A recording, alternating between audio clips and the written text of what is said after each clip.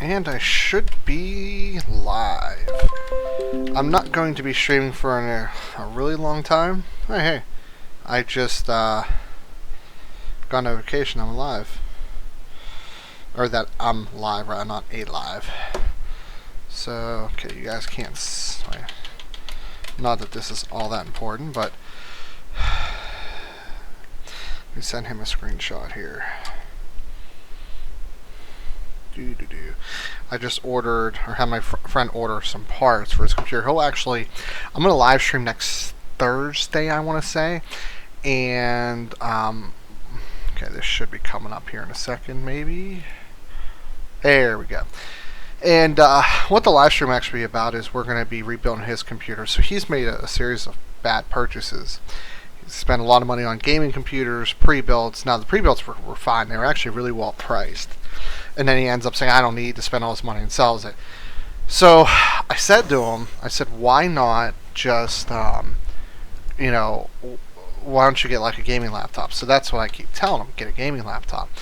And he was like, oh, I don't want to do all that. Yeah, nothing like super high end or anything. But we were looking to spend maybe like $1,000. There's a lot of, like, there's like Dell Inspiron's like a great, believe it or not, really good thermals. You can get a Core i7 GTX 1060, one SSD hard drive combo, and for like $1,100, you don't want to spend that much money. He said, I just need something that works. So I went ahead and said, well, do you have a computer? He said, yeah, but it's making a weird noise. So I looked at it. I have it actually here. And basically it comes down to it's a Phenom X2 6-core, which obviously isn't too bad. It's a little bit slow clock speed for my liking. But we're basically going to replace power supply because it's actually going bad. Add an SSD. Add a cooler just because we would like to run a tad cooler because it's probably not running that great. And SSD, cooler, case, and power supply. And that's all we're doing. Oh, graphics card. I have a graphics card for him as well.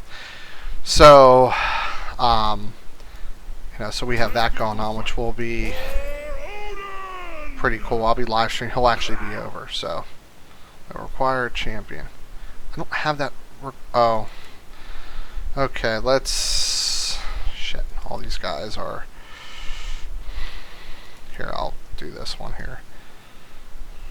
Oops. Followers. Hey, what's going on, Thomas? I won't be live streaming super long tonight. Why can I not deactivate him?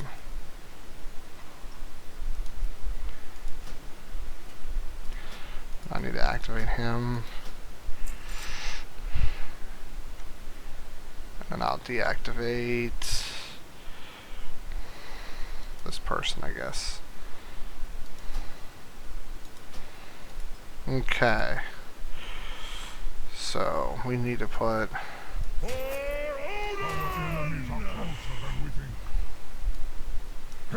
There we go. So that's my last quest to do with that, thankfully. Okay. 110k. I can't use that, damn it. I need to buy some more gold.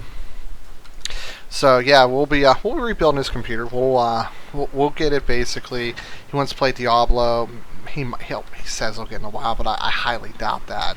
But he's looking for Diablo, StarCraft, just kind of the basics. And if he really starts using it consistently and says, "Hey, I want more power," at that point it's going to be, you know, probably GPU upgrade, CPU, RAM. So probably like another 500. But at least we have a good base at this point. So. I'll probably do a quick heroic here or there. Make sure everything's on. We're good there. So, but that would be pretty cool. So this was... I'm going to pull this up here. Let me actually log in. This is actually an interesting discussion on the LTT forums today. And sadly, it seems some people don't understand basics, but...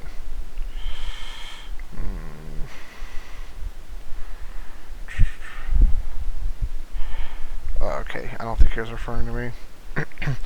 So, as you guys, most of you guys and I work in the mobile phone industry, and this was actually overseas. And it was just an interesting discussion, but I guess overseas, people, I guess, just don't understand like there's different technology. So, okay, that's what they want me to do. Just a little history. As you guys know, like I said, I work in the mobile phone industry. There's been two different major technologies in the mobile phone world. There's been CDMA and GSM. And I'll bring up here CDMA versus GSM. So literally a quick Google search. So I forget what CDMA. Oh, here we go. That's what it stands for. So I'll bring up this real quick. Move that up. Move this over. Okay, so CDMA is code division access or multiple access. I believe that's probably right. And global system for mobiles. I guess that's correct. I wasn't sure. I don't recall if that's actually right terminology or not. But basically, oh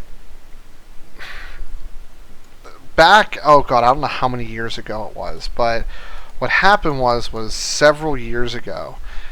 Okay, where we want to be. Several years ago, we're probably talking close to 10 years ago, the carriers had to decide what they wanted to develop their network on. And you had two choices. You had CDMA and you had GSM. The advantages of CDMA were you could put a lot more traffic through a tower. You could have a lot more connections per per tower, so you didn't have to worry about having a ton of towers. So that's why companies like T-Mobile and even AT&T leased so many towers back then, more than Verizon and Sprint. But Verizon actually has always had the superior coverage, at least back in that day, moving forward. So fast forward a couple years, it's a lot of stuff has changed, but AT&T and T-Mobile went with GSM. So GSM's biggest advantage was the fact that you could actually run multiple different types of connection types per connection through the tower. So what I mean by that is voice, data, and text all at the same time. That's something that CDMA just did not have the ability to do. So we do not want to queue up as a tank. That's a bad idea. So CDMA could not do that. It literally can only do voice and text or data. You couldn't do it simultaneously. So what happened was in America, 3G for Sprint and Verizon were CDMA, and then you had your NVO and all that stuff, all those different networks. And you started to see HSPA, you started to see Edge, which I believe some of those preceded 3G. When 4G came around, everybody started developing on the GSM platform. So what that means, I'm going to see if there's some world quests to do here. Yes, there is. We'll go to High Mountain. So what happened was the data portion, the long-term evolution, LTE, don't want to go there, was developed on the GSM-based technology, but it's gotten a lot better. They were able to develop the technology on the towers. They handle a lot more connections, more than what CDMA actually offered at the time. So what's cool about that is now you have the benefits of CDMA, which is high traffic per tower, and you have the benefits of GSM, which is multiple connection types per connection. So pretty much in the United States, Sprint and Verizon predominantly use GSM or LTE technology. So what the discussion on his forum thread was, and I'm not using this to call anybody out by any stretch, I don't do that, but we were talking here, and I guess he was not, I mean, maybe I used the wrong word, but talking about different frequency types. So I know that they can all operate in different frequency levels: 850, 900, 1900, 1800, 750, 700, 650, which T-Mobile just bought, all that stuff. So I get that, but they don't work the same. And now in 2017, I know at least on Verizon's network, most of their traffic goes over LTE now. Voice over LTE, advanced calling, that's pretty much almost all going over LTE. Now where the problem is some areas, particularly like where I live, there is actually no LTE service or very little. So we're relying on the 3G network for voice and text, but LTE for data still, so it's still split. So what happens is there's two different iPhones made this year. So back in 2014 and 2015, 6, 6S, and 20. Yeah, the 6 and 6S, they made one model. So that model contained all the radio bands and all the frequencies for all the major carriers in the United States. In fact, all the major carriers across the world, they had one model. What was cool about that is if the iPhone wasn't locked, you could take it from carrier to carrier. Now, Verizon was the only carrier that didn't lock it. All of the 3 major United States carriers did lock their phones. Fast forward to the iPhone 7, Apple uses 2 different chips, Qualcomm and Intel. The Intel chips, and I believe this is correct, so if I'm wrong, don't crucify me, but I believe it's the Intel chips, only have GSM or LTE bands, and that's it. No CDMA compatibility. So if you take an AT&T or T-Mobile phone to Verizon or Sprint, you have a lot of calling issues, especially in a lot of areas that have a CDMA network only for calling and text. We still see that, especially out in rural areas.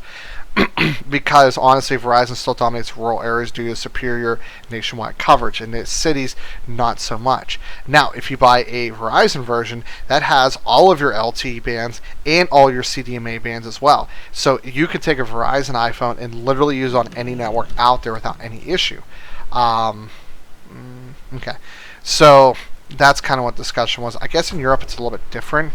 So he wasn't kind of understanding that there's different technology types, and because the whole thing was talking about how carriers charge you to unlock phones over in Europe, and there was just a law that was passed making that basically they're just not allowed to do that anymore. So that was kind of the whole conversation. So that's kind of what spiked up, or spurred that.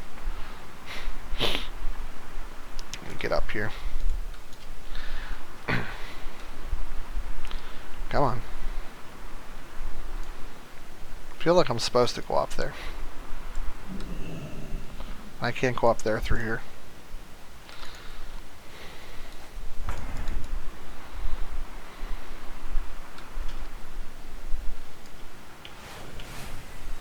Nope, can't go there.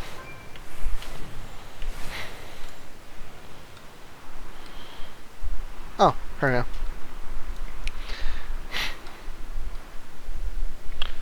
Oh wait, that's not a bridge. Never mind. Where is this at? That might be around the other side of the mountain. Let's go check that. Hey, the Hector Nader. I don't recall seeing your name on my stream yet, so welcome. What I do on this stream, if you haven't watched them before, is I'm usually playing WoW or GTA 5 or something of that nature, and I just it is the recruiter friend rocket mount, I believe. I'm just lazy to literally click on anything else, so that's why I have this one. But what I do on my streams is it's basically centered around like PC building and designing, and I have a fair bit of experience of building PCs. I've built several hundred, and I try to keep up on what's out there. So I like to assist people with questions and concerns they have with building a PC. And I still, for the life of me, cannot find where I need to go here. My buddy just texted me. He's excited to kind of do this computer build. Let me see if this is the way to go. This might be it. Yeah, this was from a recruiter friend. Probably when I recruited my own account years ago. I've had a few accounts in the past. Like level up alts and stuff like that. But so this is actually kind of interesting. This article is also on the LTT forums. So AMD is releasing something called the EPYC processor. That's going to be your server grade processor. So basically direct competition with Xeon. Oh god, I still feel like I made a wrong turn somewhere.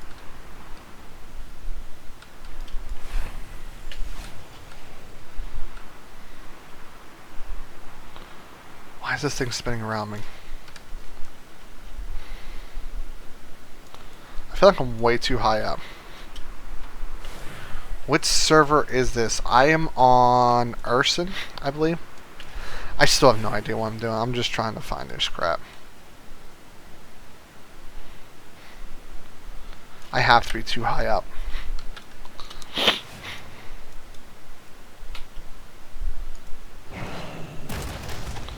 Nice little trick, by the way. Of course, I'm still too high up where I'll probably die from the fall, but...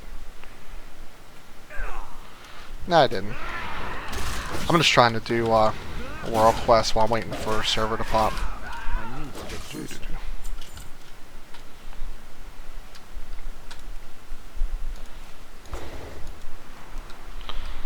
I can't.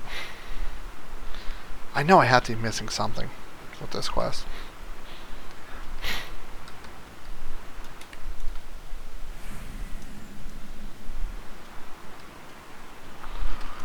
Maybe it's under here. That might be why. How can you play? You'll have to explain. What do you mean by how can you play? You're trying to play World of Warcraft, or are you trying to do something else?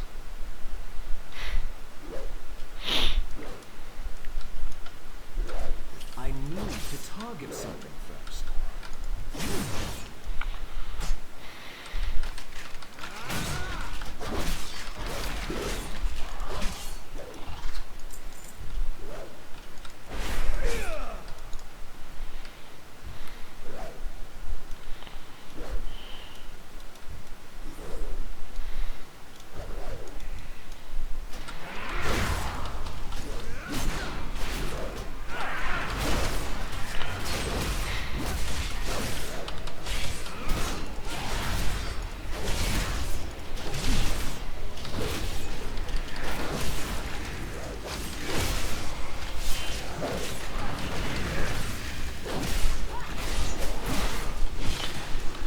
Okay. You said how can you play on the server? Well, that would definitely be your call. You would literally just. I mean, I'm not sure if you have the game.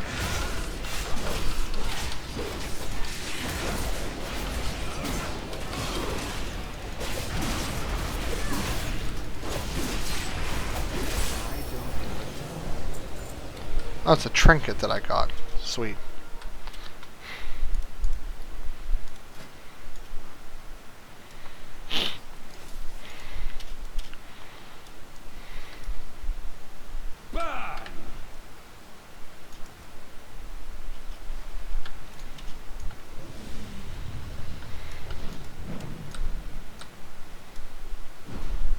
Really?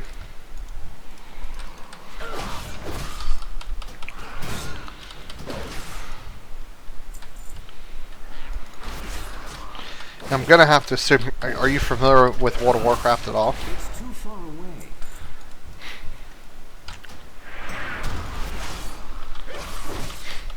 Oh yeah, you commented on that on my video. So here's. I actually had time to think about that earlier. So this is the thing. Okay, you don't have the actual version. I will touch upon that in 1 second, Hector. Hang tight for me.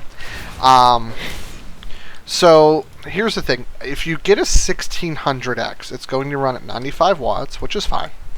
It's going to boost up to 4 gigahertz, assuming thermals are taken care of. So if you're really looking to run up to 4 gigahertz, which, to be honest, that's about as fast as that should probably run, then you should be fine. The Hyper 212 should keep it plenty cool. Probably running in the high 60s, low 70s if I had to guess. And you're pretty much good to go. Now, that's honestly probably fine. I think that would be something perfect.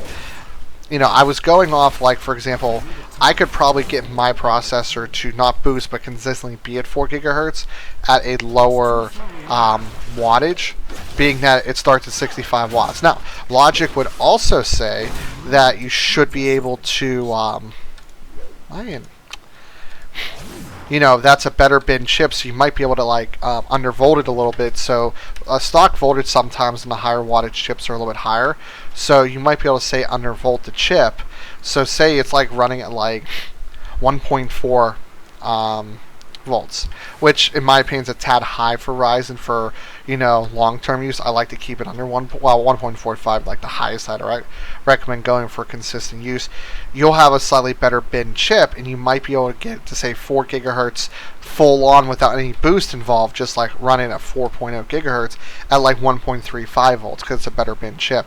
Now I'm running 1.35 volts, but the fastest I can get it to go is 3.8 gigahertz at that voltage. So, you know, it's one of those things where, like, your mileage will definitely vary based off of the RNG, or, well, the silicon lottery gods, but yeah. Okay, Hector, to touch base on what you were talking about, You would not be able to play with me unless you had the full version, most likely, due to my level. I do apologize for that, but I believe that would be the case. So if you got the full version, you'd be able to level up and probably play without any issue.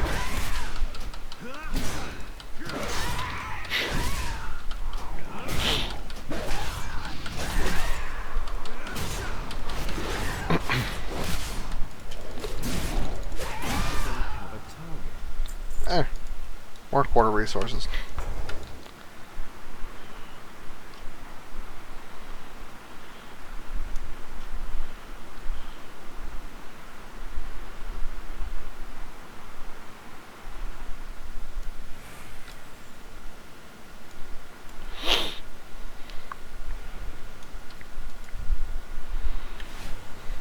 I'm out of range.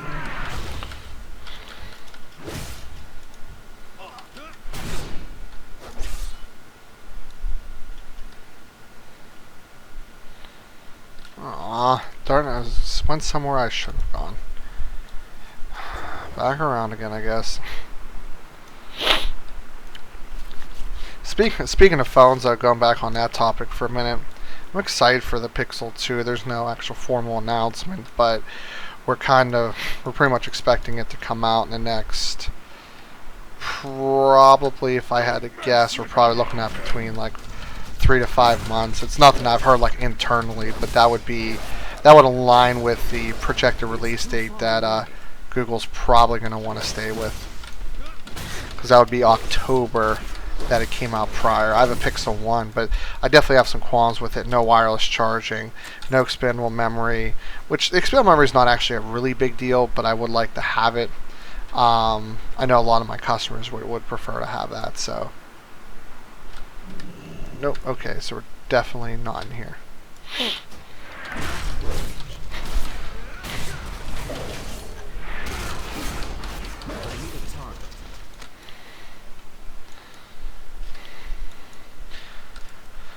But for anybody that hasn't, built a computer in recent history, I'll be doing a teardown and rebuild of my buddy's computer live on this channel, so you guys might be able to tune in to watch that. He'll be over. I think we're doing it next Thursday. We have a bunch of stuff ordered.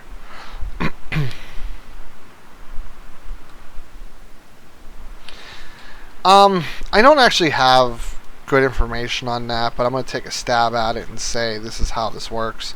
Oh, well, okay, I didn't go very far then.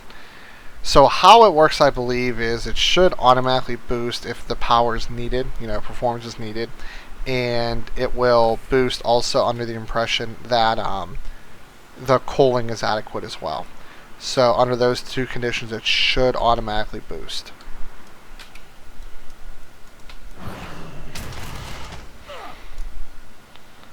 Hope. Maybe. Possibly. Yes. I went right by it. I feel like an idiot. Traveler.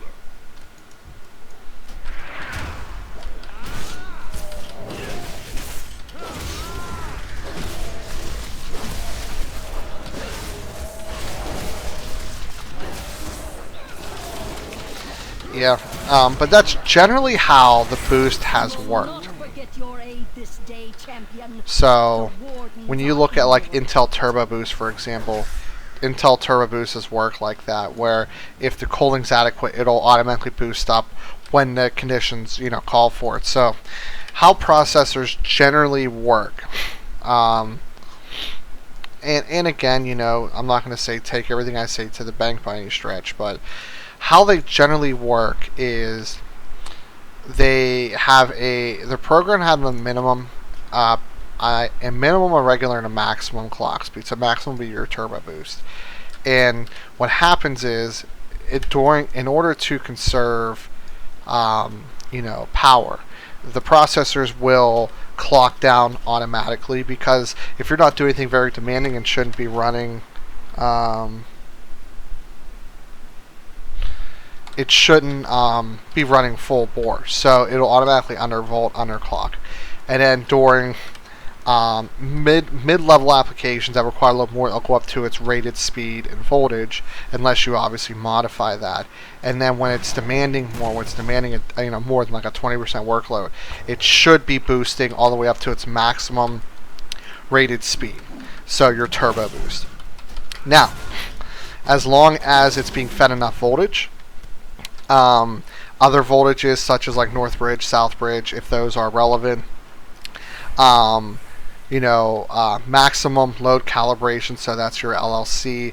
As long as all those are within parameter, which under auto they will be, a lot of times they're over-tuned and they're overvolted. What I mean by overvolt, I mean they're tuned to a higher voltage than they need to, but they do that so they can dial in basically a baseline for literally everybody. So even if you have a not so well binned chip, that all the chips will be able to at least run, we'll say 3.6 gigahertz with a boost of 4 gigahertz at a rated voltage of 1.4 maximum. So what will happen is AMD, so let me back this up. If you guys know how binning works, now answer, is it worth OCing anyhow?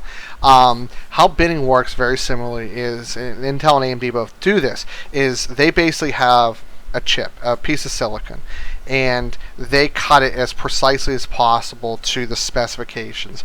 What happens is at least on the Intel side I know, is depending on how close the transistors are to each other and close to the center, is the variance of what will fail and what won't. So theoretically, an i7-7700K and a Kaby Lake G4560 dual-core hyperthreading are the exact same piece of silicon. However, due to the way that the laser cut it out per se, it was not able to run within the rated specifications that AMD wants for all their chips. So, for example, if it's not able to run, say, 4.5 gigahertz boost, for example, it's only boosting the 4.2, and anytime you turn hyperthreading on, the chip is crashing because it doesn't have enough voltage to feed to it. To make it that 91 watt TDP, they'll disable hyperthreading, like cut it off on the chip, and make it a Kaby Lake i5. Now, if they undervolt it and change a couple settings, they could easily get much better performance. But they have to make every single chip, they have to come up with the design guideline saying that basically this is going to be the automatic settings: minimum voltage, minimum speed, maximum speed, have the load line calibration the same, have the temperature, well, not more so temperature, but power output being the same. And if it fails anything, they will trim off cores, turn off features such as hyperthreading, and mark them as another chip. So the process where binning comes from is they put it what's called different bins. So that's where the idea came from. So you'll have like a Pentium bin, an i3 bin, an i5 bin, an i7 bin, and depending on how well they bin, that's what you get them from. So for the longest time, you could actually unlock AMD chips because they weren't fused off. That's a difference. Whereas Intel will actually cut them out and hard disable things on the chip, AMD would just actually turn them off, and that's it. And board manufacturers found ways to turn them on, and AMD said, well, we don't really care. If people are going to do this, they're doing it at their own will, and we support people, tinkering with things. So that's why you could get like a dual-core Phenom 2 and unlock it to a 4 or sometimes 6-core. Phenom for a lot lower price. So that is the concept of bidding. Now, is it worth OCing to a fixed 4.0 then? I would say no. I would say your safe bet, because you're not going to be able to monitor this computer full time, is to get a Hyper 212, to get a 1600X, and let your brother have fun with it. That way you don't have to worry about things such as watchdog errors. That's going to be when the CPU clock cycles don't basically... There's an error in the clock cycles. That's probably the best way of putting it. And when that happens, you'll get a blue screen because it's trying to calculate, processes, and there's an error because there's not enough voltage or ran out of time when seeking down the pipelines, things of that nature. So I need to get closer.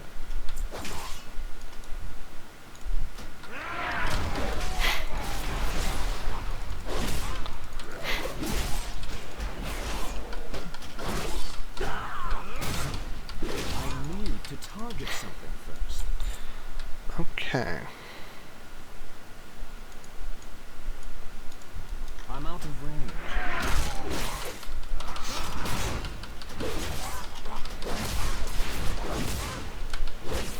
I need I don't want shortness here.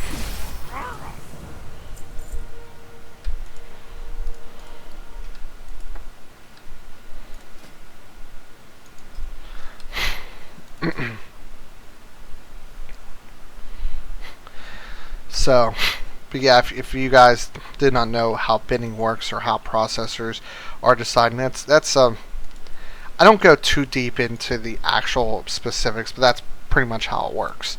Um, which is kind of interesting to find out that essentially a 7700K, which is a $330 or $350 chip, is the exact same as a 4560 dual-core hyper-threading chip. A lot of, I was going to say a lot of people probably don't know that.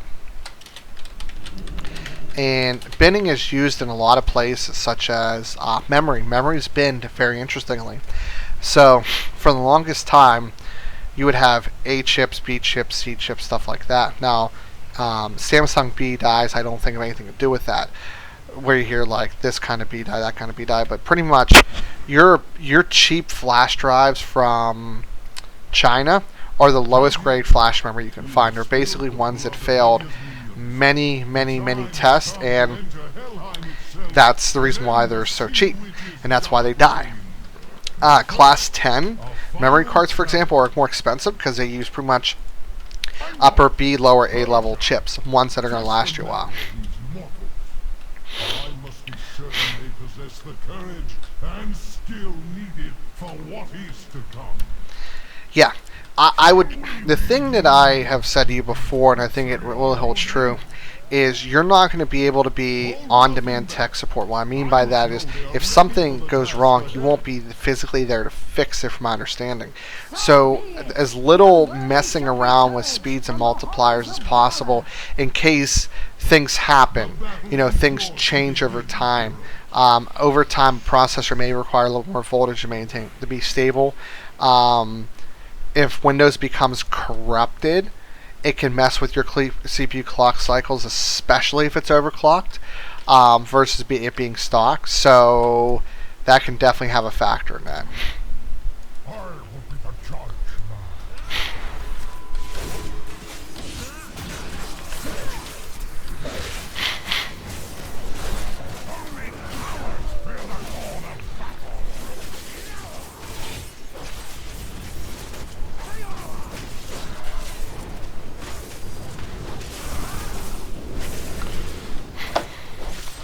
Sorry, I'm not sure if I'm going to cut the stream early. I'm not sure if my fiance is feeling too well right now. If she isn't, then I'll definitely have to cut the stream early. As much as I love doing this with you guys, stuff like, real life comes first. Okay. It's hard to get a straight answer out of her, though. But hey, that's women, right?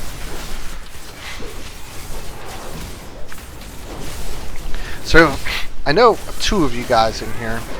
You guys are definitely more welcome to ask any computer, hardware, technology related questions. I definitely encourage talks amongst yourselves. That's kind of, I just like doing this, so that's kind of why I do it. Nobody really cares to watch me raid. I mean, I'm sitting at, nearly 100 FPS in this raid. I mean, that's all fine and dandy, but I'm running a Ryzen 1600 at 3.8, so. Wait, why am I attacking my own guy? Also, why is he attacking a hunter? At least I think that's a hunter.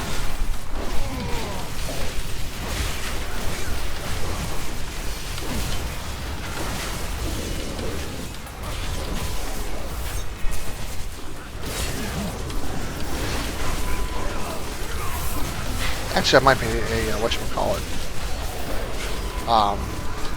Demon Hunter. My bad.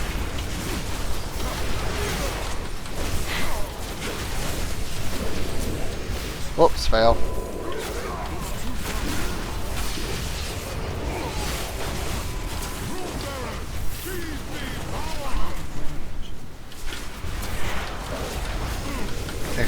friend up as much as I can. Try to see where I'm at in DPS. Damn it. I'm like low 200s.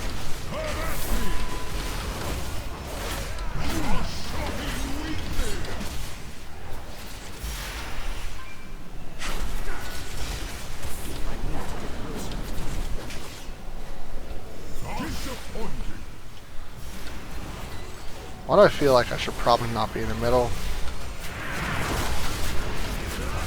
Yeah, I'm thinking that was probably a bad idea.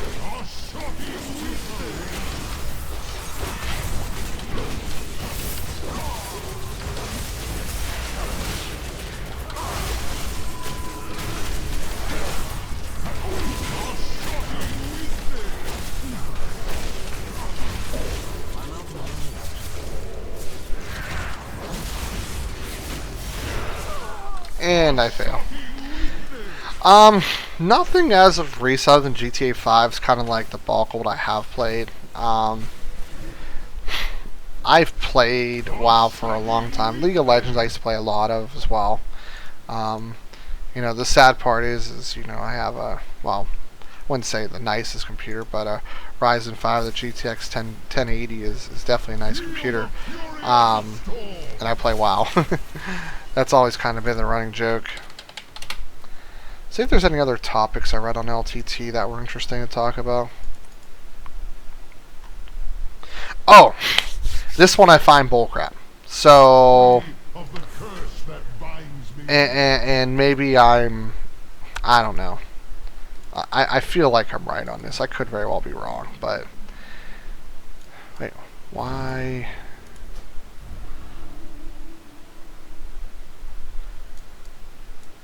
Wait, how do I... This is annoying. I didn't get to do anything. Oh, well, I guess I'll pick up whatever I missed. So.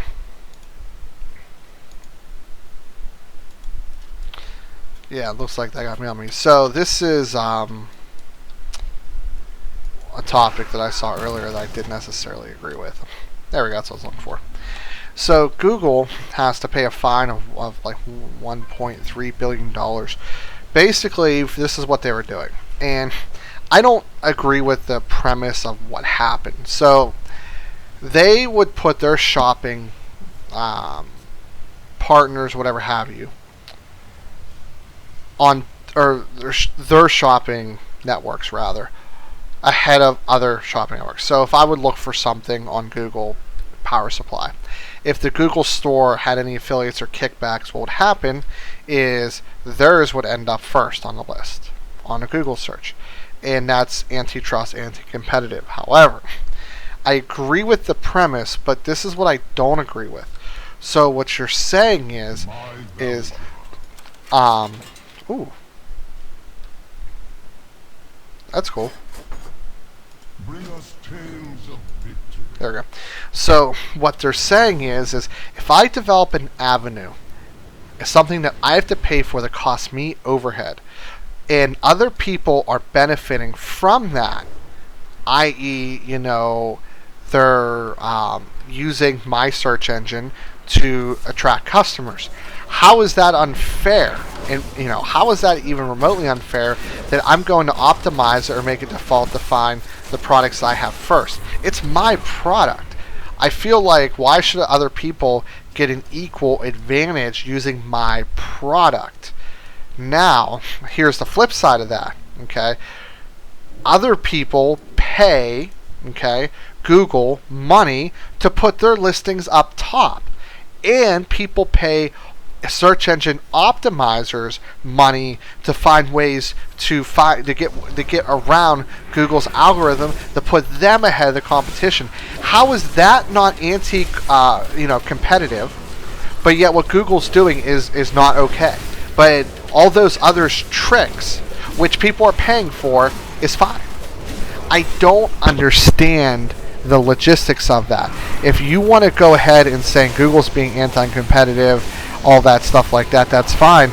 But then you also need to start holding accountability for other companies that are essentially doing the same thing, and they're charging people to do it. I don't get it. I don't understand that concept. So If anybody wants to sit down and definitely have a debate with me on that, you're welcome. I'm not going to say I would change my mind, but I would like to hear constructive information other than, well, that's just antitrust. I don't agree with that. Just because you're enforcing a rule on one person while you're going to let everything else go on, in fact, potentially encourage that. So that's... I was actually... And there seems to be a lot of people that agree with me. Things like search engine optimization should not exist then, and companies should not be able to pay to be ahead of others in average, because all that is basically forced advertising. So if everybody's going to have their website show up on Google, and you're going to pay Google to put you ahead, or you're going to pay somebody to find ways around the algorithm to put you ahead, or Google simply decides to put their products ahead, it's the same freaking thing in my opinion. So if you could somehow tell me it's different and explain why, I'm all ears. So that was something that I was ranting on earlier about, so that was kind of interesting. Let me see here. 1700X is revealed. There's no real legitimate benchmarks. The benchmarks I saw were kind of BS. So, Open 4 shuts down. So here's the. I don't have enough information to really form a good opinion. I'm just going to give you my opinion based off what I know. So they were the number one, I guess, community or whatever for hacking GTA 5, but it wasn't what their stuff did not hack online GTA 5.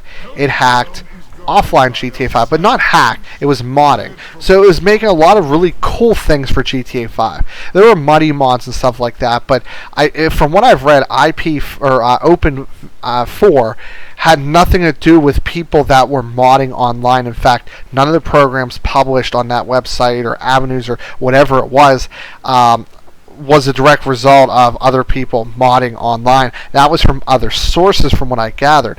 But they got a cease and desist order from basically Rockstar Games and I forget the other company that's involved with it.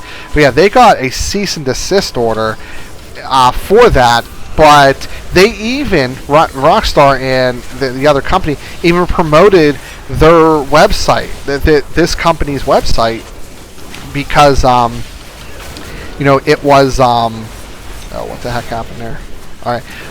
They were promoted because they thought it was really cool that people were making all these really cool things you can do with GTA 5 by basically adjusting the coding and scripts in design of the game.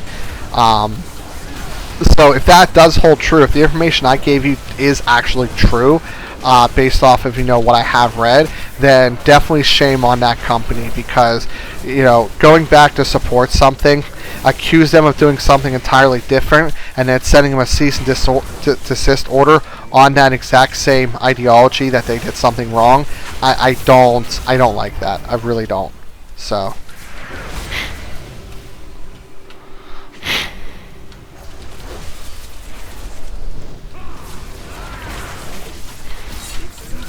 Let me see here. What the heck is happening here? This is annoying.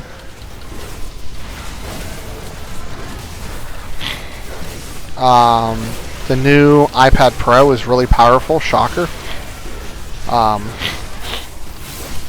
It's using that's quite a bit of power if I remember correctly. The new Ryzen Epic chips. Interesting thing on that, they're really making it an interesting platform now. It's going to be revealed on my birthday on the 20th, but basically from what I gathered, it's going to be workstation grade product. So it's going to be competing with Xeon, up to 64 threads, up to 128 PCI Express lanes, up to 2 terabytes of DDR4 memory, up to I don't remember the rest of it, but basically what they also said was this platform is going to last at least one iteration. So they're not going to make this platform then move something completely else. So that's definitely pretty cool. AMD's definitely being really cool about that. And I just died. I don't know what I did wrong there. Let me see.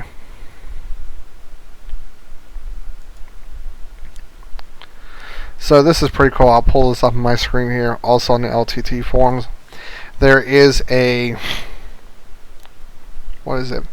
35-inch, 1440 ultra wide, so standard ultra wide, 1440p HDR G-Sync 200 Hz. There's going to be an Asus PG35 VQ and an Acer X35. I don't know if there's pricing on here, but it's going to be your standard 21:9 pretty much. Ooh, did I get something? No, I didn't. Nothing useful. A lot of stuff that I'm not really that interested in yet because I don't do any kind of professional work, so that's definitely really neat there. Let's get you guys back over the WoW for the time being.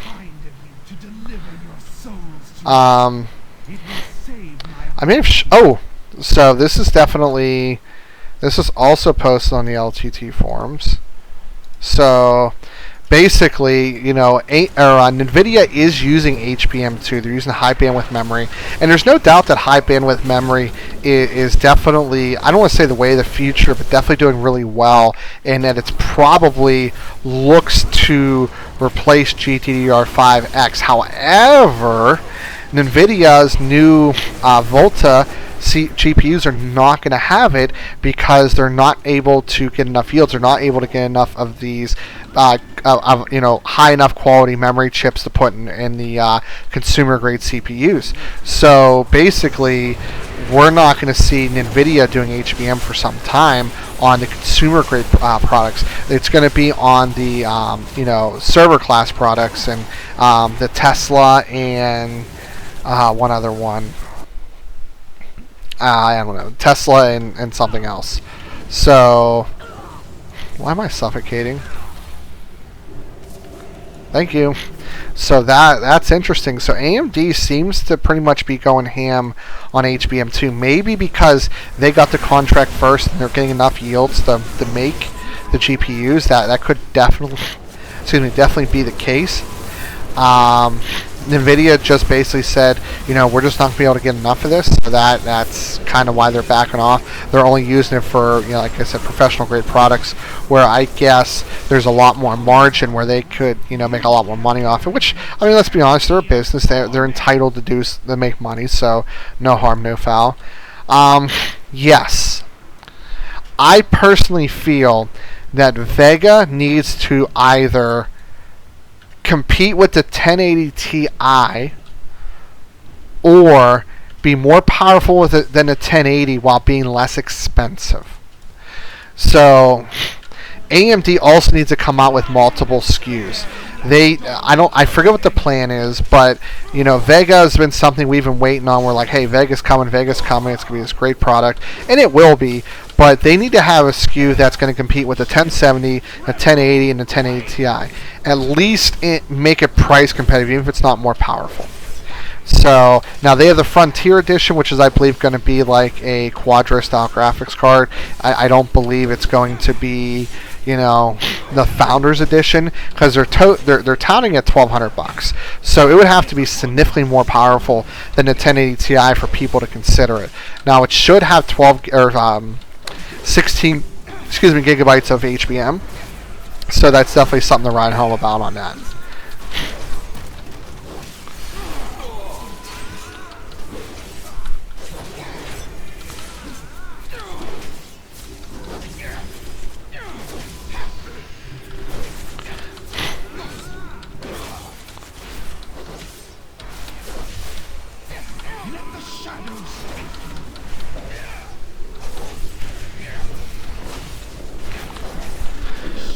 Right when I hit my cooldown too.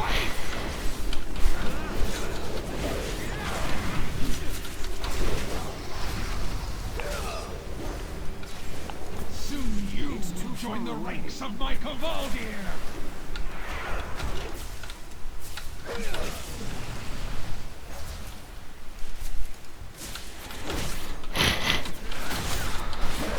So that's definitely the hope.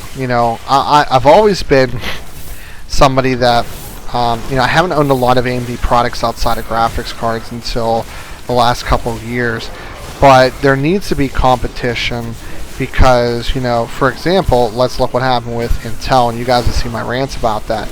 There hasn't been competition in the CPU market since probably 2011, you know, arguably 2012, when Bulldozer or Piledriver was somewhat relevant.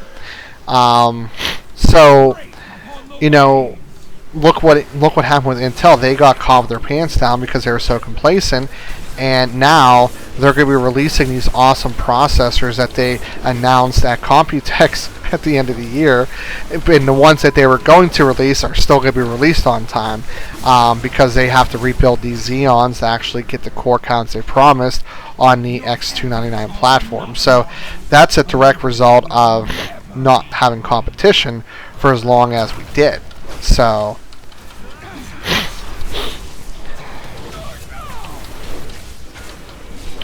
I'm hoping we're going to have it by the end of Q2.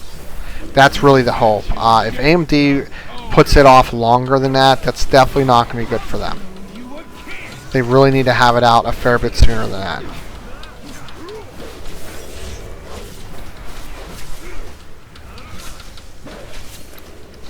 Because if not, they're going to have a lot of angry people.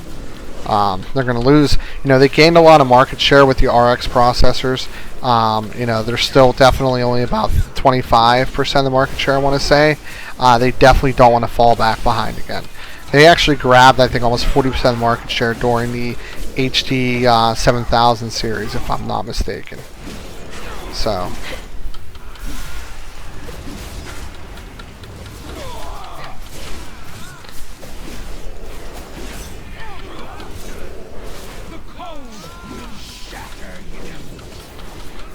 see how I can get my DPS up before the end of this fight.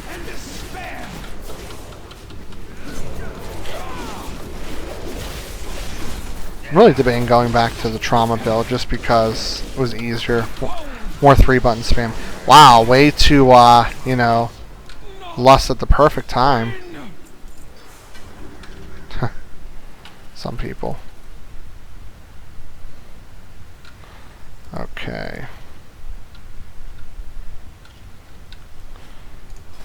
Believe. Yeah. So let me go ahead and. Oh, what? Have you brought valor to these halls?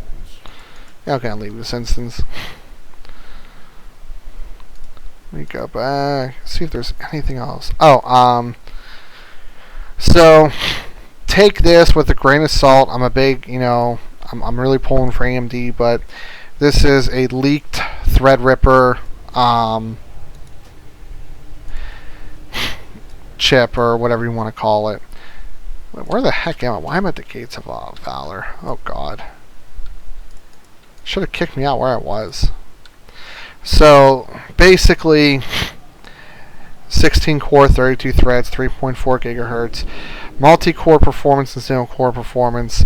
That multi-core performance isn't right. You know, when you compare it to, you know, well, it could be. It definitely could be, because this is compared to a Xeon, but the Xeon was clocked a lot slower. But this is also like Geekbench or something like that. So take it with a grain of salt. You know, I definitely will not take it to the bank or anything like that. But we will be seeing Threadripper pretty soon. At least I'm hoping. And I definitely plan on trying to get a Vega chip myself. It's going to require me to buy it and have it overnighted to me on launch day, or driving out to Micro Center and purchasing one of the two. But I definitely think that would be possible. I think you guys do like the content that I bring on that kind of stuff. So let me see where I want to go here. That doesn't seem to be too far. One more, and I'll be good. Let's go there. So I won't be able to buy a bunch of Vega chips. I'll probably look at to see what, whenever we have a lineup and what the specs are, I'll probably take a look to see what is going to be most in demand, and most likely that's going to be top tier, but one step down. Awesome. I think you'll have a lot of fun building it, and definitely don't hesitate to shoot me an email, or if I'm doing a stream or anything like that, you know, definitely hit me up with any questions you have. Like I said, I'll be doing a teardown and rebuild of a friend's rig on Thursday, so you guys will be watching that. So instead of watching me here, you'll be watching me back here doing everything. So that'll be pretty cool. How much longer do I have on this? 8 minutes. God, I hope I don't have much more to get into my last artifact. I really should probably looked up the guide and figured that out, but we'll let it go for now. What do I get for completing this? Some sort of chest. So for those of you curious about the settings, 1440p, I'm actually running 144 Hertz. This is just grayed out. Vertical sync's on, you see my FPS is above 100. Level 7 settings, and MSA. Yeah, what I'll be doing is I'll be taking a board out of another computer with a hard drive and everything. I'll be mounting a new cooler, putting into a case, power supply, whole company. So it'll be a tear down and a build. So I mean, you'll definitely get some good things. The only thing is, if I'm gonna try not to do it on carpet. I've definitely have been made fun a couple times for doing that, because you can damage a computer very easily if you are building on carpet. You definitely want to be on a wood surface and make sure you're in a relatively static free environment. I don't listen to any of that, but it's definitely good advice though, because if you're not constantly grounding yourself, for example, you could easily build up enough static in enough amperage to zap it just like that. So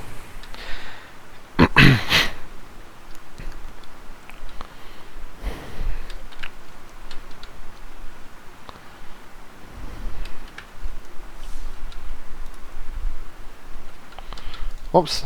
Apparently I wasn't supposed to go this way. Oh well. Yeah, once I do this last one, I'll head back to Dalaran, to the warrior place. Hopefully get my last artifact and I'll be good.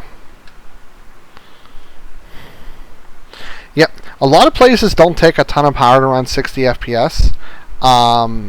Usually it's the heavy raids that do it. And I'm streaming, so I'm definitely losing a little bit of frame rate because I'm using OBS due to having to switch screens. But yeah, you can honestly get away. Okay, I'm definitely the wrong flight path. That's a problem. It is a day for flying. I don't have that flight path. That's why. You can easily get away with something. Oh God, did not want to do that. I'm not in High Mountain anymore, am I? Well, actually, I can get back over to High Mountain. Please, yes, that's water.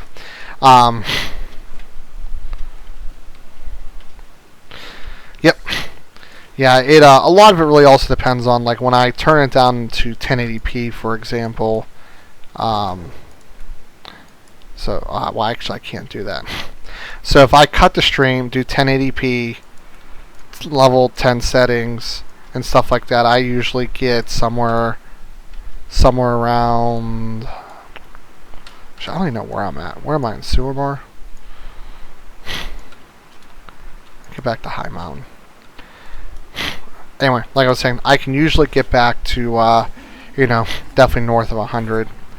The open world, it depends. So, dungeons and Dungeon Cities honestly isn't too difficult. Dungeons, I'm usually up near 144, which is my vertical sync cap. Cities, it depends. If I go out in the old world, oh my God, I can run amazing FPS.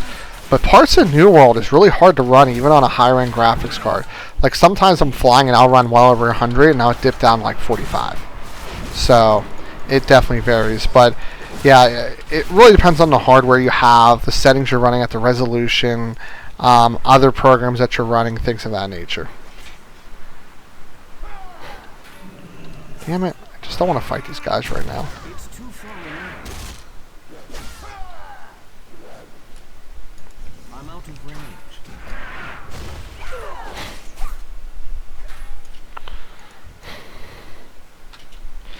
Now, this is always the test. The specs. And now, I'm definitely not accusing Chad of doing this, so keep this in mind, but I see this happen a lot. Oh, I get 100 FPS in raids with no slowdowns. And they're running hardware that's like 6 years old. And you roll your eyes because I've literally have tested this. I've tested almost every single platform and nothing does that. So he definitely built his computer with the idea of, I'm going to play World of Warcraft. And the reason why I know that is because the CPU you chose is basically the CPU to buy for World of Warcraft / budget gaming. So definitely a good choice. I think you spent your money very well in that regard. Okay, I'm just going to have to hearth because I have no idea where I'm at. Yep, that G4560 will outrun anything Ryzen and WoW by probably about 12%. And that strictly has to do with its pure clock speed and it's like 6 to 8% single threaded performance gap. So clock for clock, if I'm running like 60 or 70 FPS, he would be running somewhere between 66 and 80 FPS. So the thing though is, he'll be limited by heavy multitasking and streaming, but outside of that, he won't really be limited. Like, most games will run fine. He really shouldn't have any problem with most games. The threads are powerful. The architecture is good. So he just may not be able to, like I said, stream. I streamed on that CPU. It was hard.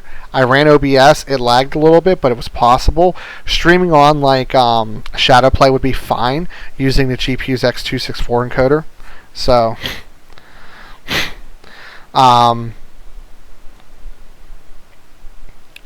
any point? Okay, so I'll address chat first. Yeah. Honestly, you will be fine for rating.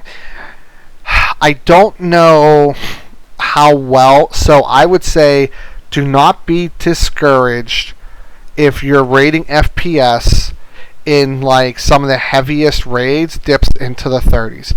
30s of voice, that's going to happen no matter what CPU and what speed you're running at. So don't get discouraged. It's the nature of the beast. It is what it is.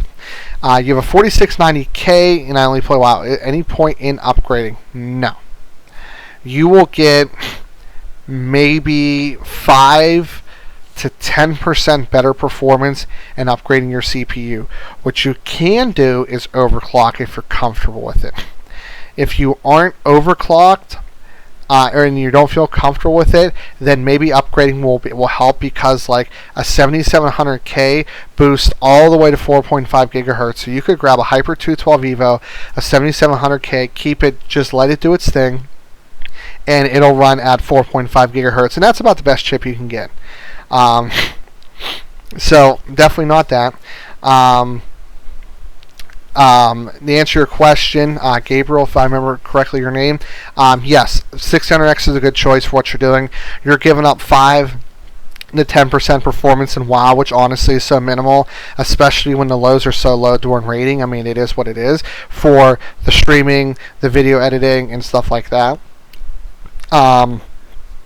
That doesn't surprise me, no Legion stuff yet, because getting 100 plus FPS out in the open world in parts of Legion is a little bit difficult. But as you see, I mean, I'm getting over 100, but also my settings turned down too. So definitely keep that in mind. If I go to turn up these settings to 10, oh, wait for it to rebound itself here. So I can get as low as 30 in some cases, which is really weird. So that's why I run 7, because it's honestly doesn't really change my whole detail, but my frame rates go up so much higher, and to me that's definitely a lot more worth it. So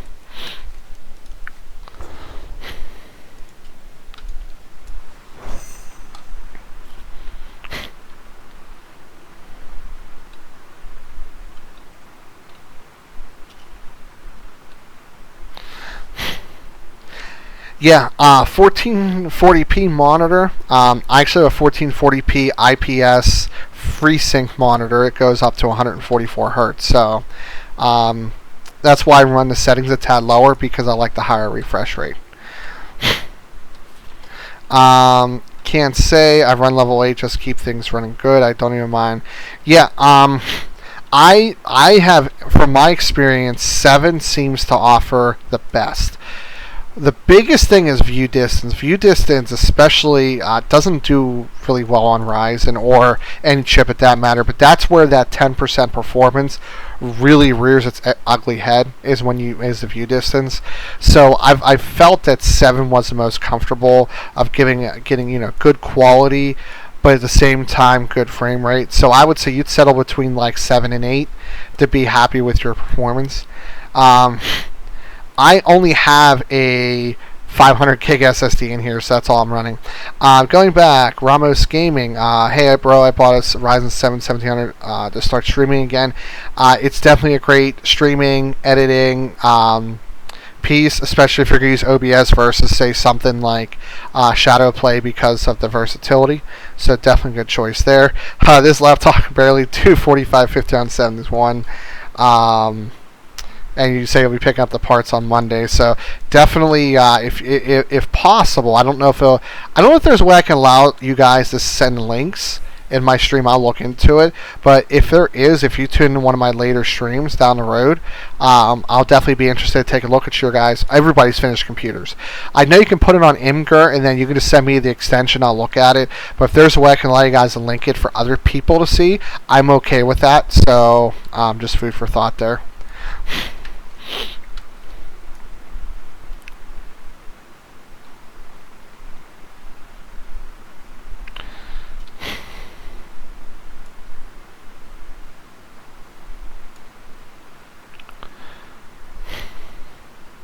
Hope I'm in the right spot. If not, I'll jump off again. It's no big deal.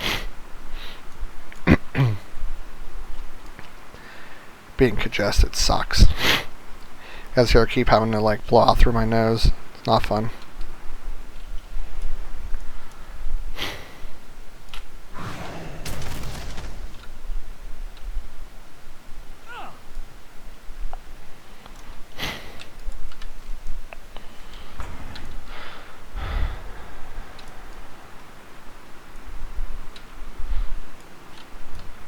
So far, I do, yeah. I've had no issues with Ryzen. The amount of being somebody that's on YouTube, so I'm having to edit, render videos, stream with OBS.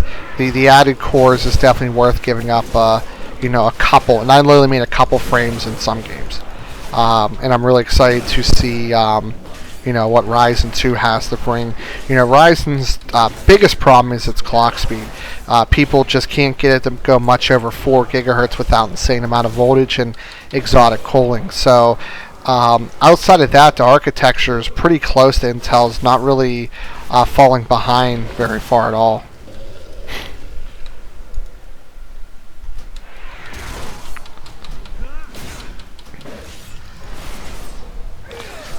He found a way around it.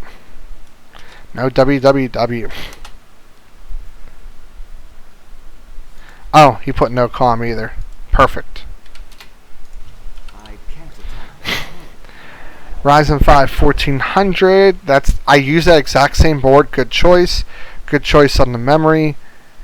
Good choice on the GPU. Got a good deal there. Nice case.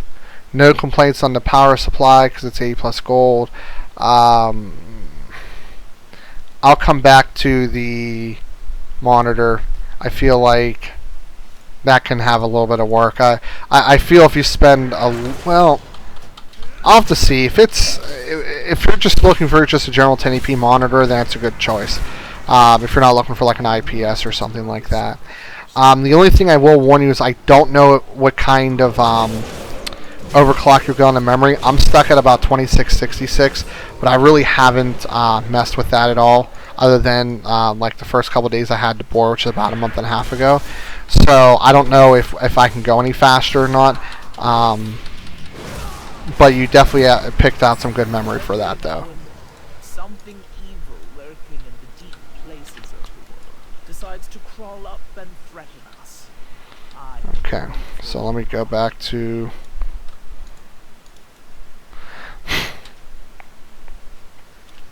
It does. So, to give you an idea, this is how Ryzen designed their chips. The chips have two basically processors on them. So, all the Ryzen chips do. So, Ryzen 5 and 7 both have multiple chips on the processors. So a Ryzen 7 1800 or whatever have you is going to have 2 4-core hyper-threading chips. That's what they're going to have. Oops, nope, don't want to go there. And a Ryzen 5 chip is going to have 2 of those chips, or 2 of those processors either disabled or turned off. And same thing with the 4-core. So the reason why memory speed is so important is those platters, which have physical cores, not the mini cores that, and I'll address just looking to play WoW in a second, Jared Mills, so hang with me. But the problem with Bulldozer was they had these stupid little mini cores, and they weren't real cores. They were, and they did not communicate very well. So AMD decided this time around to use, more powerful, much stronger, better design cores, and they communicate over the memory bus essentially. So that is why Ryzen does so well with memory speed, because the faster speed is, the quicker and better the cores communicate. Basically, the less latency or delay they have between communicating between all the cores. Now, AMD's also gone a lot better with structuring the execution and how the cores actually do communicate with each other way better than the Bulldozer pile driver architecture, which is probably one of the big reasons why it was such a bust. So that's why memory speed is so important, because it speeds that up and reduces latency. Just looking to play WoW. If you're just looking to play WoW, that's a toughie. So let's look at some pros and cons real quick, and then you tell me what makes sense. So getting a Ryzen system means that you will be able to upgrade to Ryzen 2, and whatever comes after Ryzen 2, which might be Ryzen 3, also has a good chance of being able to be used on this platform. That's a pro. You're going to get 4 cores, 8 threads, which means you're going to perform better in some games. You're going to have better multitasking, and you can overclock that chip if you really want to. I would get a separate cooler for that aftermarket. Cons: it will not do as well as Chad's the processor Chad has. He has a G4560. There's no doubt that chip is one of the best WoW-based chips out there. You're probably anywhere from 5 to 10% not as powerful in World of Warcraft than he is. But I feel like going with that chip limits you, because you won't be able to... shoulders. You won't be able to upgrade that chip down the road because KB Lake is dead. So that's definitely the first problem, and other games and tasks may not work as well as the Ryzen chip. So that's kind of my take on that. I would say stick with your chip. I think it offers a lot more in the long run, but I got to be honest with telling you that if you're looking the best bang for your buck today, not tomorrow, not next week, but today, then that's just one thing to consider.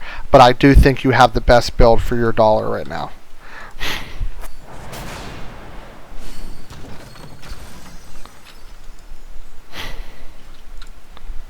Okay, go see him.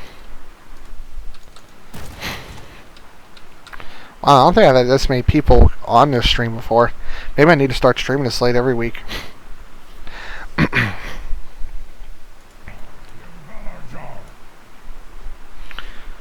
Hopefully I finally get my shadow artifact now. What victories do you bring?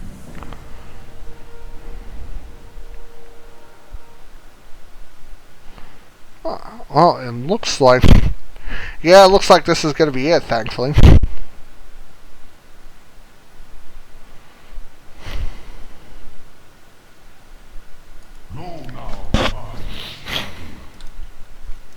So where do I go to do this? File share. Okay. Yeah. Definitely, I think you did a very good job in picking everything out. Oh, nope. I see something that I'm going to recommend you switch up. So, okay, let me give you my opinion here in a second. If this was me, what I would change. Let me preface this with, there's absolutely nothing wrong with your build. This is just my opinion. Board's fine. Don't change that. CPU's fine. I realize that you're running 8 gigs of RAM. with you spending as much as you are, I would say you should go 16. Here's why. Actually, here's a perfectly good example. Now, mind you, I'm streaming. Okay, just keep this in mind. I'm using like 6.5 gigs right now streaming. Now, OBS is not using a lot of that. The rest of it is Chrome and everything else running in World of Warcraft. So I feel like you might be limited on memory soon down the road, especially if you want to do more than just play WoW. I mean, like play WoW and have other things running. So that would be my I don't want that quest. That would be my first recommendation. Let me get this quest here. Okay. Second issue, no solid state drive. If you're spending this much money, invest in one. I'm not saying get rid of the 3 terabyte drive. I'm saying you need to get an SSD as well. What the SSD is going to do is you're going to load Windows on there. You're going to route your Steam and install Steam onto the D drive or the external or the 3 terabyte drive. Same thing with Battle.net, and load your games on there. But you will notice, and I'm telling my friend about this, and he finally caved, quality of life is just so much better than SSD. Faster load times, things come up quicker. It's just better. Your page files on the SSD, so things just run quicker and better. Really get one in there. A 240 gig will run you about $70 to $80. Okay. Case is fine. No problems with it. If that's what you like, I've used it. It's good. GTX 6 or 1060. You're not going to find an RX 580 for that price range. Stick with that. Power supply. Good power supply. Involves a mail-in rebate. If you want to spend a little bit less money up front, I would get a Seasonic M12-2 or II. It's only 80 plus bronze. It's fully modular, flat black cables. It is a very, very, very good power supply. I'm not saying it's better than what you have. I'm saying it's just a little better value that could free up a little bit of money if money's tight. Last thing, that monitor. I think we need to address that to make sure it's a decent monitor. Okay. So, I'm going to probably make a slight switch on that. Yes. So, if you click on that, I'm going to link this to you here. That is the IPS version. Here's my opinion. And this is my opinion, not, what you should necessarily listen to. But this is what I do. I give my opinion. An IPS panel is almost always preferred over a TN panel. Now let me explain what that is, if you don't already know. IPS stands for interplane switching. I don't know what TN stands for. Long story short, the quality of the colors is much better on an IPS panel. You're going to get better, more vibrant colors. It's going to look better, straight up. However, a TN panel has lower input lag. It's not really noticeable unless you're running high refresh rate, which is going to be like north of 120 or higher. So unless your monitor is like 9 or 10 ms, it's not really a big deal. 3 to 5 is fine. But I feel like the colors and the look and the image is just so much better on IPS, it's worth the $10. That's my opinion. A lot of people share that same opinion, though, so do keep that in mind. It's not just me. I would go with the IPS panel for $10 more. Is it easy to upgrade? Yes. So you're going to have a good power supply that can virtually take any graphics card, no matter if you go with the Seasonic one I recommended or the Corsair one. Honestly, the Corsair one's a great pick. I was just saying if you happen to be over budget, that could be one area you could adjust, that's all. And echoing what Gabriel said, which is the gentleman's name started with K, yes, SSD is more than worth it. Definitely recommend you do it. I think I might just turn my channel into a live stream PC building advice channel. Or at least build my core audience like that. No problem. Hopefully it serves you well.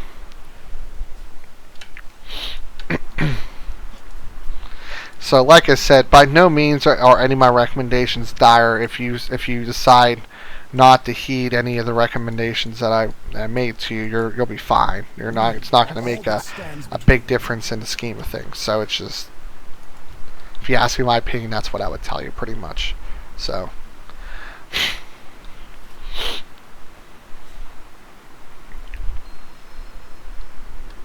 Speed mortal.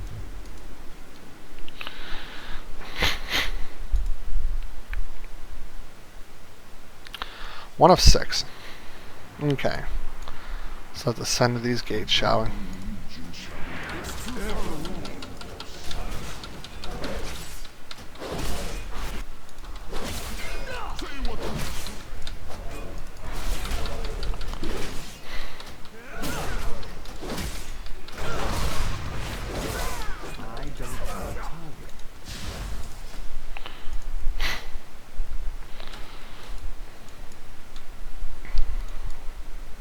I feel like I've been here before.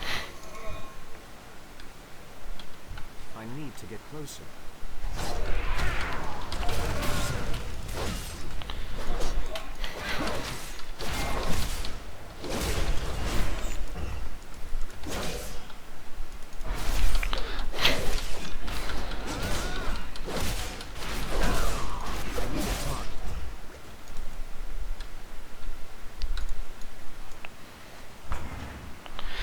Yeah, so that's one thing why I said, like, you know, I'm one to give you that feedback about going with AMD over Intel right now is theoretically, you know, you can definitely get better today performance, but you're going to be really limited on your long-term upgradability.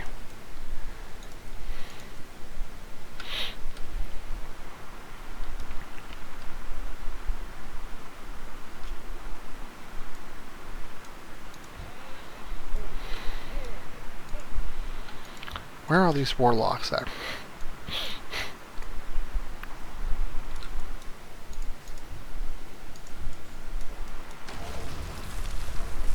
I'm out of range. Oh. That's what I'm supposed to do. Okay.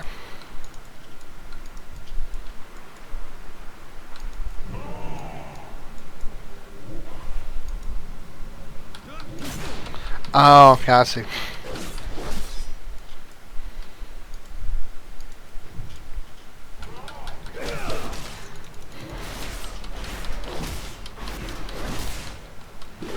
I need to target something first. You'll have to give me a second. Is there any way I can allow you guys to send links in the chat? If there are, I'll definitely change that for at least the time being.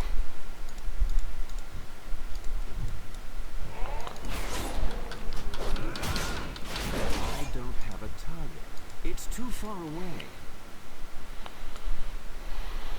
I need to get closer. I'm out of range.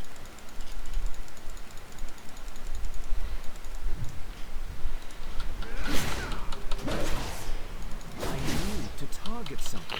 Oh, okay, that's what it was about. Okay. I was curious.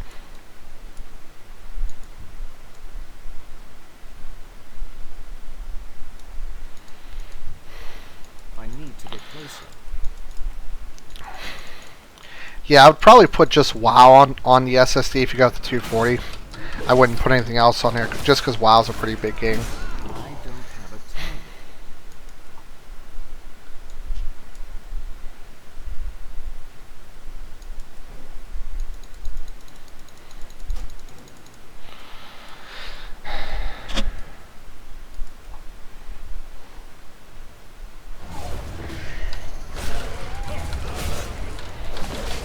Stage 4.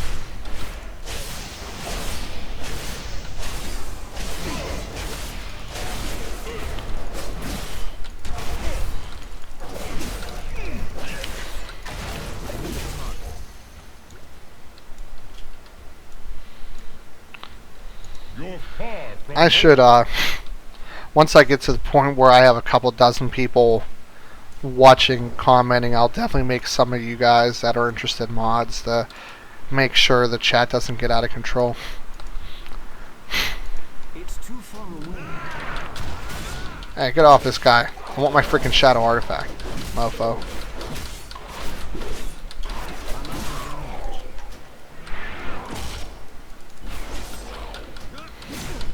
So I have one more stage to do, and I should be good after that.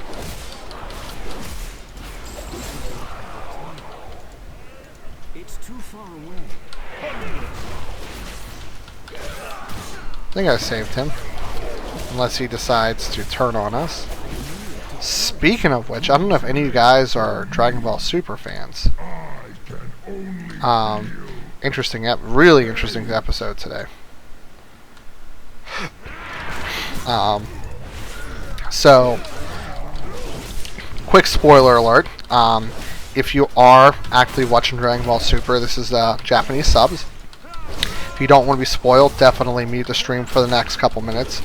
But basically, what had happened was there's a tournament of power coming out. Basically, all the universes are fighting a battle royale except for universes 1, 5, 8, and 12. And what's happening is they lost Majin Buu, so they basically went down and recruited Frieza. Frieza kind of turned on Goku temporarily and almost killed him, which is kind of funny. Because there were leaks coming out that Frieza was actually going to permanently turn and go to another universe. Universe 4, I believe, is what it was. So I've been following Dragon Ball for many years. I actually follow Geekdom 101. I love watching his channel. I follow Opie Senpai on anime live reaction. So which he works hard and everything, but like I'll be 100% honest. I'm not a big fan of his style necessarily, but I do watch his stuff from time to time. So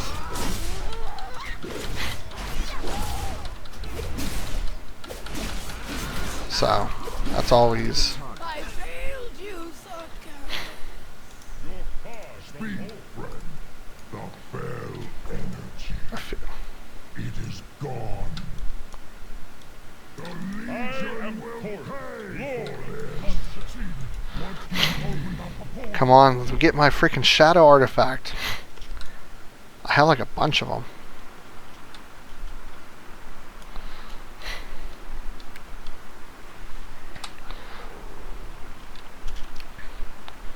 So, I don't know if I'll be able to stream much more this week. I'm definitely going to try. Tomorrow's Father's Day. And my birthday's on Tuesday, so we'll see. We shall see. tell me of your battles.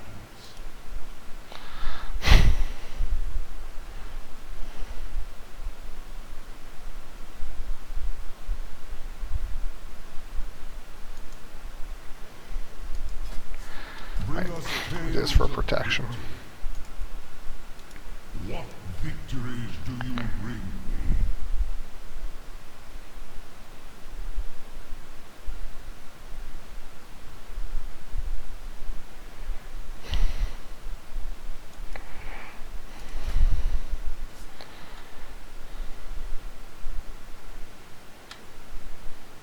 Remember, life is nothing without valor.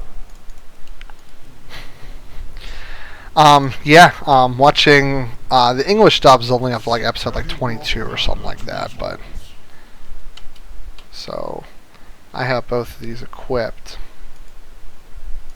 May your battles be glorious. Let it be known.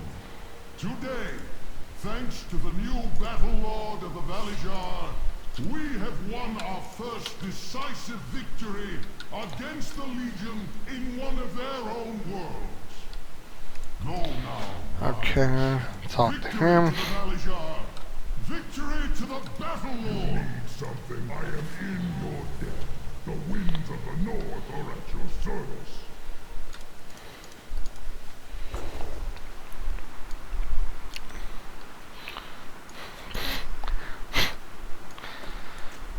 I think it should get me to my next level here. Over the long ages of my watch, rarely have I seen a warrior so in tune with a weapon. It is as if your very blood flows through the steel. Your glorious campaign in the Broken Isles has yielded victories and resources that can reforge your weapon, awakening its true potential. There we go. Before the forge of Odin, You will see Yeah, so basically what you're going to want to do when you build is, build everything, all that fun stuff, but don't turn in the mechanical hard drive or plug in the mechanical hard drive. You definitely want to load Windows only on the solid state drive. The reason for that is Windows likes to hide, system files on the other hard drives. This is what happens. Say that that mechanical drive dies, and you're not able to, recover it. Well, your entire master boot record dies as well. And what I mean by that, 894, nice. What I mean by that is every single time you basically go to load your system, you're going to get an error saying no boot record found. So that's really the only thing you really want to do. Outside of that, why did I do that? Outside of that, what I like to do is I like to relocate the documents, downloads, pictures, videos, music to the extra drive. That's kind of like the other thing I like to do.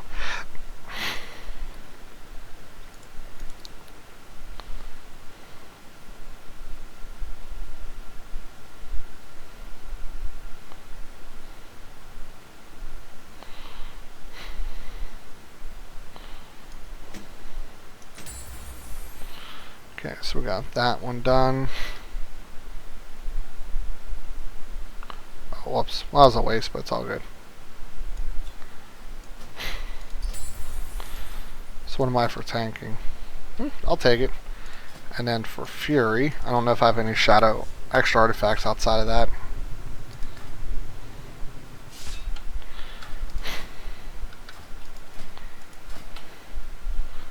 I need an iron one.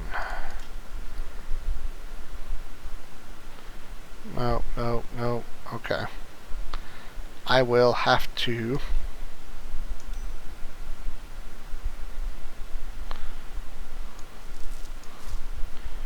go to, what should we call it?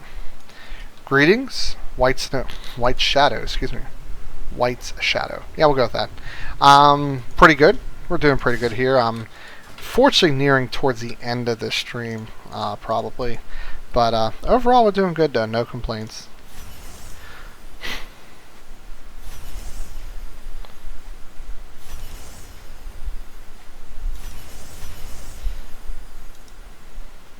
Maybe I didn't have enough for this. Oh well. I live. You know what I should do is I should check the transmog on these two real quick. I want to change it to purple to match my character's outfit.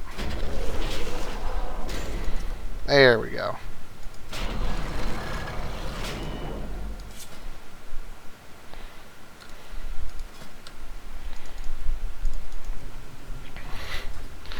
Wonder if my DPS went up to. I'll check. I'm gonna head back to Dalaran real quick. Yeah, the purpose of my channel is not really so much playing WoW. People like to watch the performance and all that stuff, but I'm actually all about, just talking tech, helping people out with computers and hardware and things of that nature. So that's kind of the basis for what I do, in case you haven't tuned in before.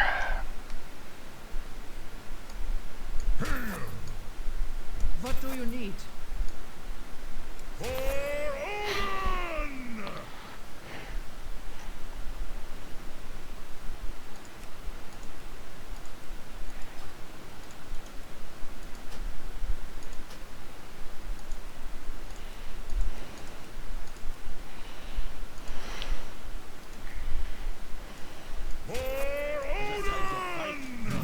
something.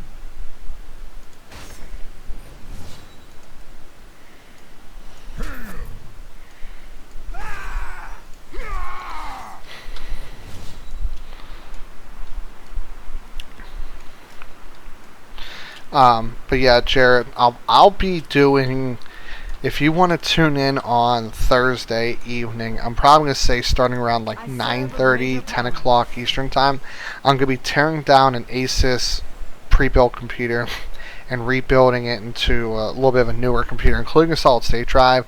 I'll be doing Windows loads and everything like that. So even if you can't tune in live, hopefully some of the things I do might help. So definitely would encourage you to tune in possibly if you could. 860, I can now do this, but I'm not able to do it yet, apparently. I want to check for warrior talent or warrior artifacts real quick for my Fury specs so I can get that up to par too. Oops, wrong way. Oh well.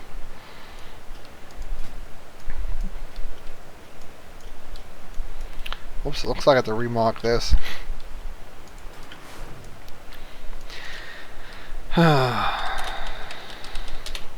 So I've been at this level, which is 110 for 22 hours, and I'm at 860.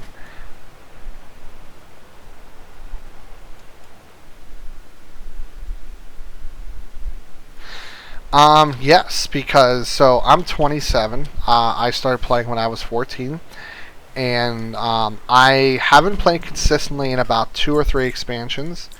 My fiance is a pretty big gamer as well, so we play GTA 5 and stuff like that together. But I would put sometimes 10, 12, 14 hours in at a time when I was younger. So I can definitely, with all the people I've met over the years, I can definitely see that being very possible. And it can be unfortunate if it's not done, you know, correctly, to say the least.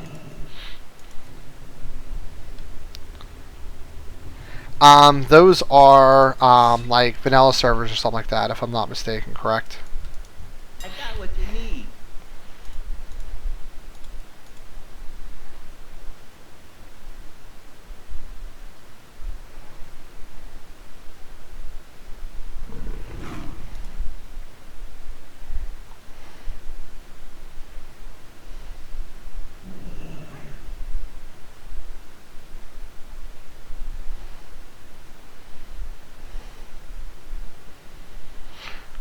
Okay, so you're definitely a bit younger. Yeah. Can I interest you in a payment It's plan? definitely not fun. I mean, it can be fun. I mean, like I said, as long as you know, if he's spending half his life, I mean, I just hope that if as long as everything else is going good, I mean, hey, you know, me and my fiance play game as much as we can, but hey, we enjoy it. So that's kind of what we do. So, well, at 860, I think I'm kind of what was I gonna? Oh, I have to go back to here first. Yeah, it's been out since November 23rd of 2014, and that's when I started playing. It has a lot of importance to me. Warlords of Draenor and Mist of Pandaria did not play much. Cataclysm I played a fair bit, but wasn't really highly invested until towards the very end. So, oops, wrong way.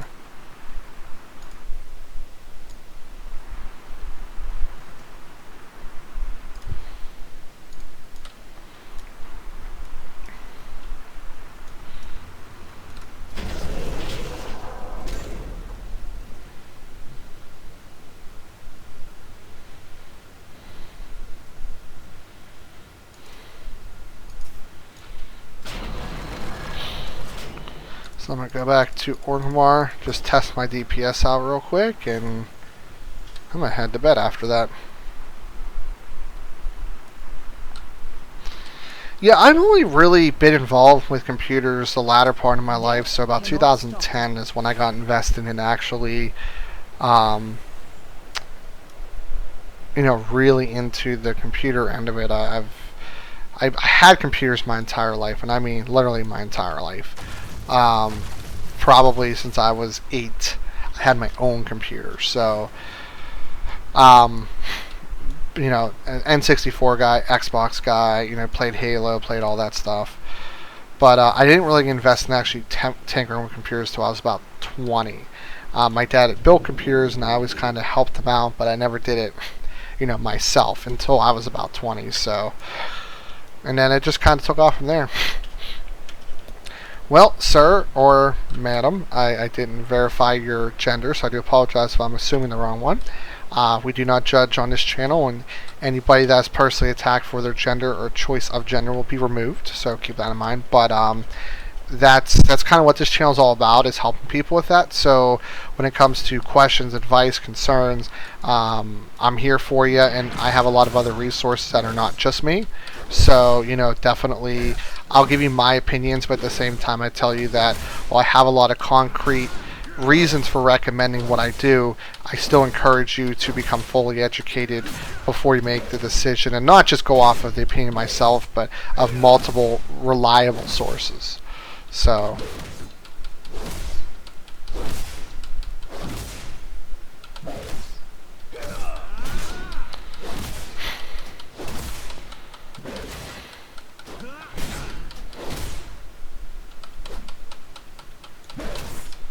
yeah, I missed.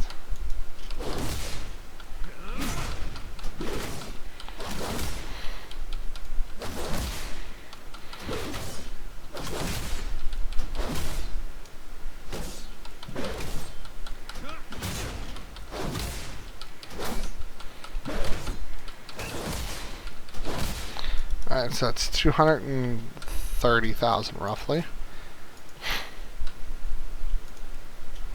Let's try with Rend. I feel like Rend should be doing more damage.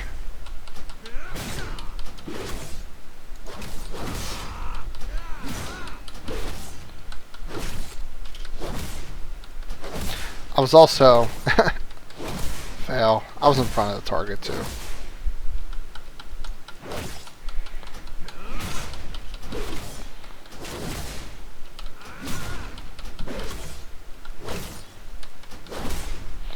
Okay, so 332 roughly. I mean, I should be doing these sims a lot longer than what I am, but okay.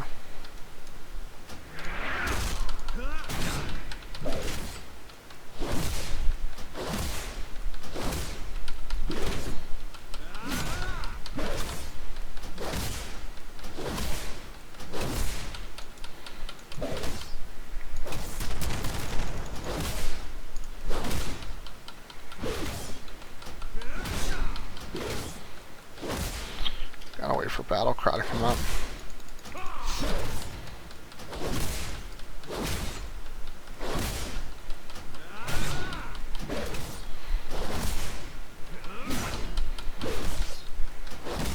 Okay, so definitely want to go with Rend over Trauma. I'm going to do another quick try of that, but I'm pretty sure that's going to be accurate.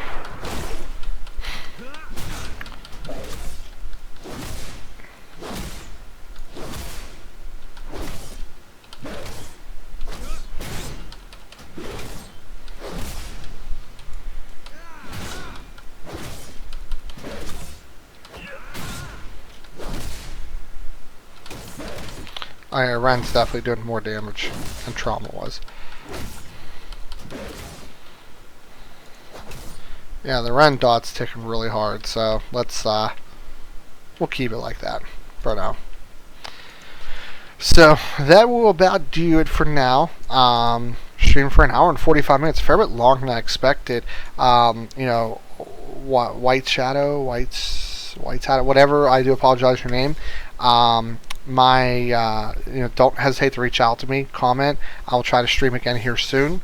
And if you have any questions, concerns, want to talk about your build, if you want to critique, I'll be more than happy to give you my thoughts. And again, they're usually my thoughts unless you're making some really poor decisions, and I'll make sure to give you my opinion on that. But thank you guys for tuning in. This is Steve from PC Budget Solutions, and I'll see you guys later on down the road.